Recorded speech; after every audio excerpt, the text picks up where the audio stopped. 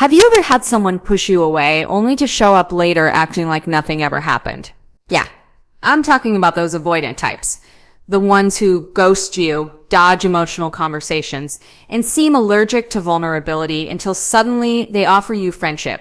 Today, we're pulling back the curtain.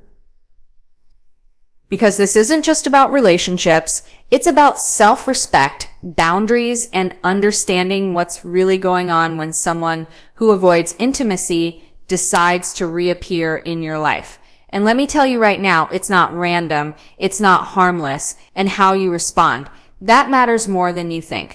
Let's get real. Let's get honest, and let's get you back in control. People with an avoidant attachment style are often misunderstood. On the surface, they can come off as independent, self-sufficient, maybe even cold or emotionally distant. But underneath that exterior is a complex pattern shaped by their early relationships, usually ones where emotional needs weren't consistently met. So they learned, often unconsciously, that relying on others is risky, that emotional closeness can lead to rejection, disappointment, or a loss of autonomy. So, what do? They pull back, they create space, they keep their walls up, not because they don't care, but because that feels safer to them than getting too close and possibly getting hurt. This isn't about villainizing them. Avoidant behavior is a defense mechanism. It's rooted in emotional self-protection. If you're ready to stop settling and start rising in love, give this video a like. It tells me you're ready for the next level. Share your insights in the comments below. This is a space for bold, empowered women, and I'd love to hear your voice. Now, here's where it gets tricky. Because avoidants do have emotional needs. They do want connection, but they want it on their terms, at their pace, and with very clear boundaries, usually ones that keep people at arm's length. When they offer friendship, especially after distancing themselves, it can be confusing. It seems like a contradiction. Why would someone who avoided connection come back asking for it? The answer starts with understanding that avoidants aren't immune to loneliness. They just don't handle it the way others might. They might withdraw to self-soothe, but when the silence gets too loud, they'll resurface. Not necessarily because they've changed, but because they miss the emotional bond, just not the parts of it that felt too intense or demanding. Friendship, in this case, becomes the safe zone, a space where they can reconnect without feeling emotionally trapped, where the expectations are lower and the risks are more manageable. That's why understanding the avoidant attachment style matters so much. If you don't get what's driving their behavior, you'll take it personally. You'll think their distance means you're not enough. You'll think their offer of friendship is a sign of renewed closeness. But the truth is, it's rarely that simple. Avoidants don't usually offer friendship because they've suddenly become more emotionally available. They offer it because it gives them a way to maintain some connection without the vulnerability that deeper intimacy requires. And here's another layer. When avoidants offer friendship, it's often a form of control, not in a manipulative way, but in a survival-based way. They're trying to manage their emotional exposure. They want to feel close enough to someone without feeling too seen or too obligated. It's a protective strategy. Unless they've done serious self-work, that pattern will keep repeating. So if you're dealing with someone who has an avoidant attachment style, you need to be brutally honest with yourself. Are you hoping they'll eventually open up more? Are you accepting crumbs, thinking it's a pathway back to the connection you once had? Because unless they've genuinely begun healing that avoidant pattern, offering friendship isn't necessarily a step forward. It's a step sideways, a way to keep you close, but not too close. That's why this isn't about changing them. It's about understanding you, understanding your boundaries, and most importantly, understanding that you deserve relationships where connection doesn't come with emotional confusion. Avoidants are not broken. They're just operating from an old emotional blueprint. And you can have compassion for that, but compassion doesn't mean self-abandonment. Once you understand the avoidant mindset, you can stop interpreting their behavior as a reflection of your worth and start seeing it as a reflection of their emotional framework. That clarity is powerful. It lets you decide what you're truly available for. Because love, real, healthy love, requires safety, openness, and mutual emotional presence. And if someone isn't in a place to offer that, no matter how much they care, friendship may be all they can give. The question is that enough for you?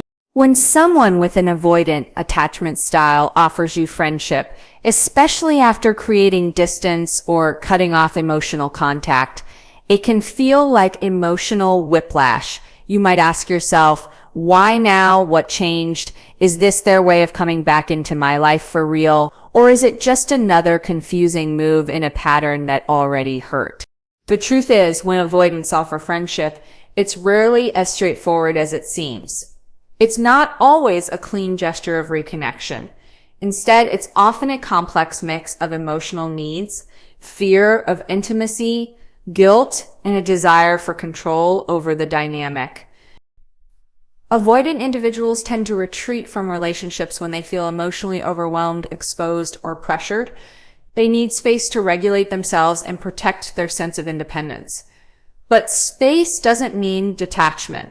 While they may seem emotionally disengaged, they still form bonds. They still miss people. They just don't express that in conventional ways. After pulling away, they might feel a lingering attachment or even guilt about how things ended. That's often when the offer of friendship appears, not necessarily because they're ready for a deeper connection, but because they're looking for a version of connection that feels safer to them. To the avoidant, friendship is a low-pressure zone. It's a space where expectations are softer, emotional intensity is reduced, and the fear of being engulfed by someone else's needs is minimized. It allows them to reestablish contact without facing the vulnerabilities that pushed them away in the first place. In their mind, this is a safe compromise. They get to keep the emotional bond at arm's length. They might genuinely care about you and want you in their life, but only in a way that doesn't make them feel emotionally threatened. But this isn't always healthy for the other person. When someone has experienced emotional withdrawal or abandonment by an avoidant partner or friend, the sudden offer of friendship can feel like hope. It can stir up feelings of longing, confusion, and a desire to win them back. But if nothing about the avoidance behavior or emotional awareness has changed, then what's really being offered isn't growth, it's maintenance. They're not stepping forward. They're sidestepping the real emotional work that deeper relationships require. There's also an unconscious strategy at play. Avoidants don't usually plan this out deliberately, but offering friendship allows them to alleviate their guilt while maintaining control. They can feel like they've done the right thing by reaching out and offering something instead of nothing. But what they're really doing is creating a version of the relationship that they feel comfortable in without fully considering how that version feels to you. And that dynamic can be deeply imbalanced, especially if you still have emotional investment in something deeper. If this message touched something in your heart today, I'd love for you to hit the like button. It lets me know you're here growing with me, and leave a comment. I read them all and your reflections inspire me. Don't forget to subscribe, because this is just the beginning of your love story and we're going to keep walking this path. That emotional limbo can be exhausting. Another reason avoidants may offer friendship is that they're testing the waters. They're not sure if they're ready for more, but they're curious if the connection still exists.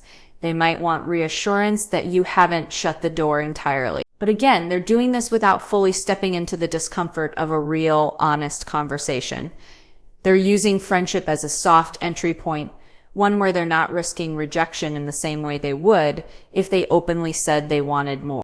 And while that might protect their emotional safety, it can put you in a situation where your emotional clarity becomes clouded. This is why it's so important to pay attention to patterns, not words.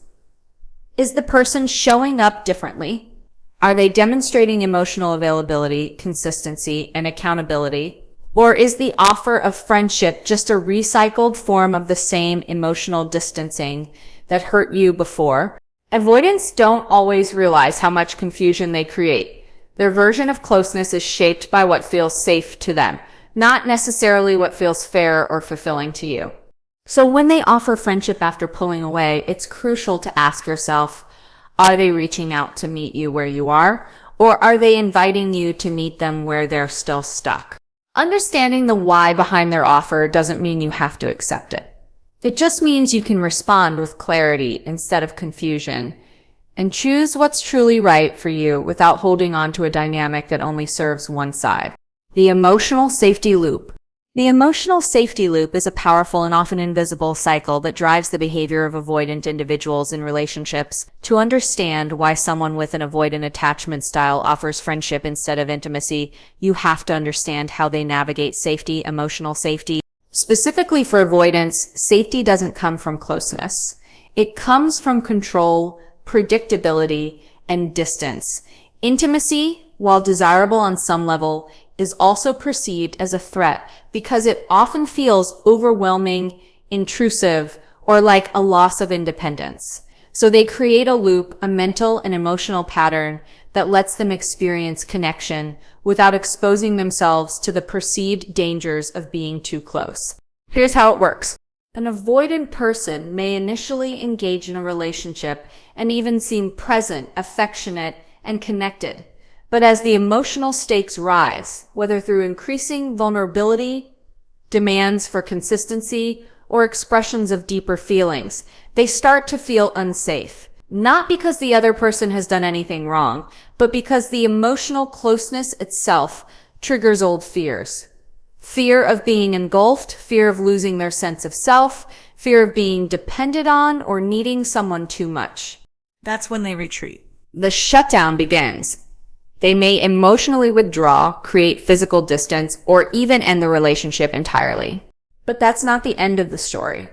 Over time, after the intensity fades and space is reestablished, the avoidance starts to feel safer again. Why? Because distance resets their nervous system. It gives them back a sense of control. No one's asking anything from them. No one's watching their emotional reactions or expecting deep sharing. The pressure is off. And once they feel safe again, they may start to miss the connection. Not the emotional demands of the relationship, but the companionship, the comfort, the bond.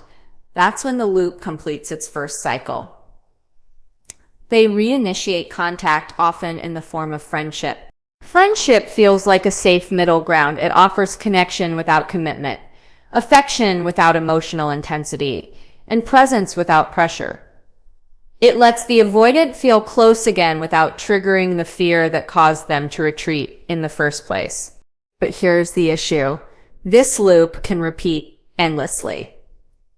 If the avoidant person doesn't do the internal work to break it, it becomes a pattern of approach and retreat, of wanting connection but fleeing from vulnerability, of offering crumbs and calling it care. And if you're on the other end of that loop, it can be deeply destabilizing. The person on the receiving end often senses hope when contact is reestablished. They interpret the avoidance return as a sign of progress, as if emotional growth has taken place. But in most cases, the loop hasn't changed. Only the avoidance sense of safety has. They're not offering friendship because they're ready to engage emotionally in a new way. They're offering it because the distance has reset the safety they need to feel comfortable again.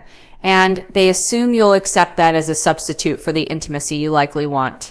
This loop is self-protective for the avoidant, but it can be emotionally harmful for the other person. It places you in a reactive role where you're constantly adjusting to someone else's comfort zone, pulling back when they pull back, feeling relief when they return, only to go through the cycle again. You're essentially managing their emotional safety for them, often at the cost of your own needs. And over time, this can erode your self-worth, clarity, and sense of emotional stability. Understanding this loop is essential, not just to protect yourself, but to make sense of the avoidance behavior. It's not random. It's not thoughtless. It's a deeply ingrained pattern built on the belief that true emotional closeness is unsafe. Unless that core belief changes through therapy, self-reflection, or significant life experiences, the loop doesn't go away, it just gets masked with friendlier language.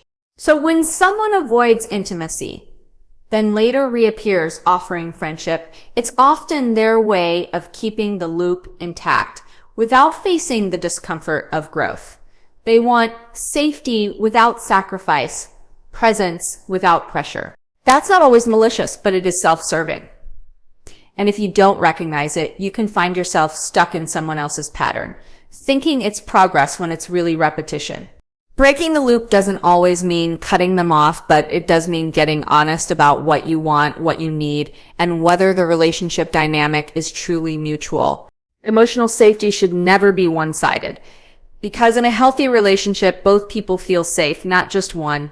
If you're ready to stop settling and start rising in love, give this video a like. It tells me you're ready for the next level. Share your insights in the comments below. This is a space for bold, empowered women, and I'd love to hear your voice. And if you're serious about transforming your love life, make sure to subscribe so you never miss a chance to rise higher. The power dynamic behind just friends.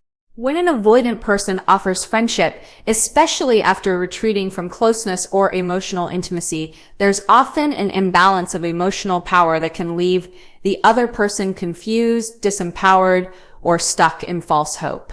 On the surface, it might seem like a simple gesture of goodwill, a way to stay connected, avoid tension, or soften a loss. But underneath, there's usually a shift in control. Avoidant individuals struggle with emotional vulnerability and closeness because these things make them feel exposed or trapped. So when things get too emotionally intense, they withdraw. But once they've created space and feel regulated again, they may return offering something they are comfortable with, friendship. What's crucial to understand is that this friendship isn't always a mutual emotional arrangement. It's often a controlled environment where the avoidant gets to feel close, but only on their terms. This is where the power dynamic comes in. By offering friendship instead of real relational repair or emotional accountability, the avoidant person maintains emotional control. They're saying, consciously or not, I'm willing to have you in my life, but only at a level that doesn't challenge my comfort zone. And because the person on the receiving end often still cares deeply, or hopes for more, they might agree to this friendship, even if it doesn't actually meet their emotional needs. That's a major imbalance. One person is regulating the terms of the connection, while the other is adjusting, compromising, or suppressing their own feelings, just to stay close. In this way, the offer of friendship can function as a form of emotional leverage. The avoidant gets to avoid confrontation, vulnerability, or emotional growth, while still benefiting from your presence, loyalty, and attention. They may not mean to be manipulative, but the result can feel manipulative nonetheless, because the relationship is no longer a shared experience. It's one person dictating the structure, and the other trying to adapt to it. This kind of imbalance often leads to quiet emotional depletion. If you're ready to stop settling and start rising in love, give this video a like. It tells me you're ready for the next level. Share your insights in the comments below. This is a space for bold, empowered women, and I'd love to hear your voice. And if you're serious about transforming your love life, make sure to subscribe so you never miss a chance to rise higher. Another layer to this dynamic is that the avoidant often feels reassured by your willingness to accept their terms. It confirms in a subtle way that they can maintain emotional connection without doing the hard work of building intimacy. They don't have to risk discomfort, emotional conflict, or deeper accountability. They can simply redefine the relationship to suit their needs. And because you care, you might accept it, even if it hurts. This reinforces their avoidant pattern and keeps you emotionally tethered to a version of the relationship that might no longer serve you. Over time, this dynamic can become exhausting. You may begin to question yourself. Am I asking for too much? Was I too intense? Should I just accept what they're willing to give? These questions come from a place of emotional imbalance, where you've begun to internalize the avoidant person's boundaries as limitations on your own needs.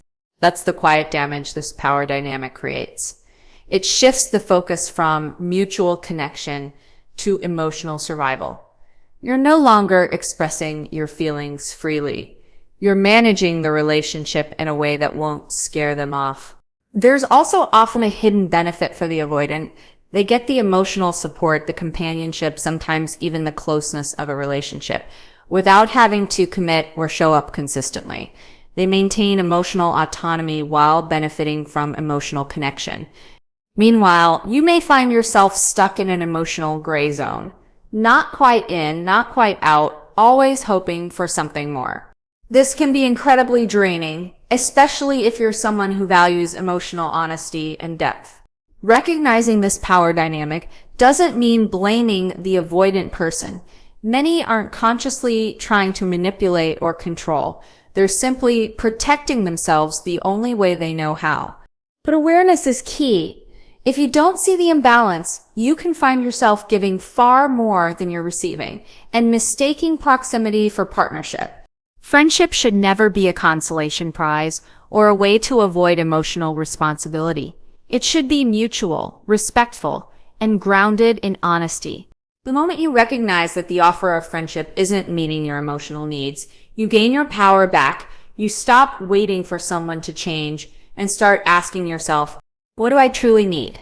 Does this dynamic honor that? Because no matter how much history, chemistry, or potential exists, a relationship that only works for one person isn't real connection. It's a performance, and you deserve more than that. Mixed signals versus genuine intent. One of the most confusing parts of interacting with someone avoidant is figuring out whether their actions reflect genuine emotional intent or just mixed signals rooted in fear. When they offer friendship, reach out unexpectedly, or express care in subtle, inconsistent ways, it can be deeply disorienting because their behavior often contradicts their words. They might say they're not ready for intimacy, but then act jealous. They might distance themselves only to check in weeks later as if nothing happened. These patterns make it incredibly hard to know whether they truly want connection or are simply stuck in an emotional tug-of-war within themselves. Mixed signals from an avoidant person are not usually intended to be manipulative. Instead, they reflect a deep internal conflict, a desire for closeness versus a fear of vulnerability, missing the connection versus feeling threatened by its demands. So, they do something many in their position do. They show up in small, confusing ways. They test the waters. They give just enough to keep the bond alive, but not enough to actually deepen the connection. That's where the emotional fog sets in. From your side, this leads to constant second guessing. You start analyzing everything they say and do. You wonder, if they didn't care, why would they reach out? Why would they offer friendship at all? Maybe this is just how they show love. And that's where it becomes dangerous, because emotional inconsistency can easily be mistaken for emotional depth. When someone gives you crumbs of attention or vulnerability, it can feel powerful if you're starved for clarity. But that doesn't make it healthy or real. It just makes it familiar, especially if you're someone who tends to be more anxious or deeply attuned to others' emotions. This pattern can hook you in. You start trying to decode their behavior instead of asking yourself the more important question, is this actually meeting my needs? Recognizing mixed signals for what they are requires emotional clarity and a willingness to step back from your own hope. It means separating their behavior from your desire for connection. If someone says they care but consistently avoids closeness, minimizes your feelings, disappears when things get real, that's not emotional maturity. That's avoidance. And if they come back later offering friendship or half-hearted gestures without taking accountability or making actual changes, that's not growth. It's repetition. Genuine intent looks different. A person who truly wants connection, even if they struggle with avoidance, will begin to show signs of awareness, acknowledge their distance, make consistent efforts to communicate, respect your boundaries, not just ask you to adapt to theirs. Most importantly, they'll take responsibility for their own patterns instead of expecting you to manage the emotional load. That's the difference between mixed signals and genuine progress. One keeps you in emotional limbo. The other creates clarity, even if it's slow. The tricky part is that many avoidants aren't fully aware of the impact of their behavior. They may genuinely believe they're doing the best they can. They may not realize how confusing their mixed signals are. So when they offer friendship, it might feel to them like a generous or vulnerable act. They might think, this is what I'm capable of right now, and assume that should be enough. But your responsibility is not to adjust your emotional needs downward to match what someone else is comfortable giving. Your responsibility is to know yourself well enough to say, this isn't enough for me. If that's the truth, waiting around to see if mixed signals turn into something more is a painful way to live. It drains your energy and puts your emotional well-being in the hands of someone who isn't sure how to hold it. You deserve consistency, not confusion. You deserve presence, not potential. And most importantly, you deserve to be in relationships where you don't have to guess what someone feels, because they show it clearly and consistently. So, when faced with an avoidant person offering friendship or showing signs of interest after pulling away, look past the surface. Ask yourself, are they showing up differently? Are they being honest and direct or still operating from fear? Trust behavior over hope. Trust patterns over promises. And above all, trust yourself to walk away from emotional ambiguity even when it's wrapped in the comfort of familiarity. When an avoidant person offers you friendship, especially after emotional withdrawal, it's not always the clean gesture it appears to be. It can be a way to keep connection without committing, a way to soothe guilt without real accountability, a way to feel safe without truly being vulnerable. That doesn't make them a villain, but it does mean you have to stop writing their story in your head and start reading their behavior in front of you. You're not here to wait in emotional limbo. You're not here to accept crumbs and call it love. You're here to be met fully, clearly, consistent. Friendship should never be a halfway house for feelings someone's too afraid to own. And if it is, you have every right to step out of that dynamic. Not out of bitterness, but out of self-respect. Because the moment you stop accepting confusion as connection, you reclaim your power, you stop trying to decode someone else's fear, and start honoring your own truth. And that's where real clarity begins. Not in the offer they make, but in the boundary you hold. Take a moment to reflect, did something shift for you today? If so, go ahead and like this video. Let's affirm the growth together. Drop a comment below with your biggest insight. I'd love to hear how this message lands for you. And if you're feeling called to keep doing this work, to grow, heal, attract the love you deserve, hit subscribe and we'll keep rising together week by week.